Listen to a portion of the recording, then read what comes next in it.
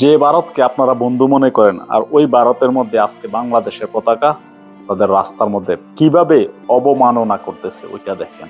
রাস্তার মধ্যে হৃদয়ে লাগতেছে, কারণ আমি একজন বাংলাদেশি। আমি আমার নিজের দেশকে ভালোবাসি, আর আমাদের দেশের পতাকাকে এইভাবে অসম্মান করতেছে, সেটা আমি নিজে সহ্য করতে পারতেছি না। আর এই ভারতকে আপনারা বন্ধু বলে ডাকেন, ওই ভারত ছাড়া নাকি বাংলাদেশ চলতে পারে না। ওই ভারতের পায়ের কাছে যেতে হয় সবার। কেন ভারত ছাড়া চায়না চলে না? কেন ভারত ছাড়া পাকিস্তান চলে না? নেপাল চলে না? ভুটান চলে না? আফগানিস্তান চলে না? প্রতিটা দেশ ভারত ছাড়া চলতেছে।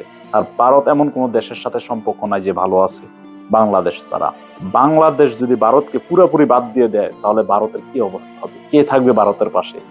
নাই চায়না, না আছে পাকিস্তান, না আছে বাংলাদেশ। যদি বাংলাদেশ না থাকে, না নেপাল, না ভুটান, না আফগানিস্তান, মানে কোনো একটা দেশের সাথে ভারতের সম্পর্ক ভালো না। তারা যদি বাংলাদেশের প্রকৃতপক্ষে বন্ধুই হতো, তাহলে কোনো বন্ধুর সাথে বন্ধু এরকম বেইমানি করতে পারে না। আমাদের উচিত ভারতকে সব জায়গা থেকে বয়কট করা।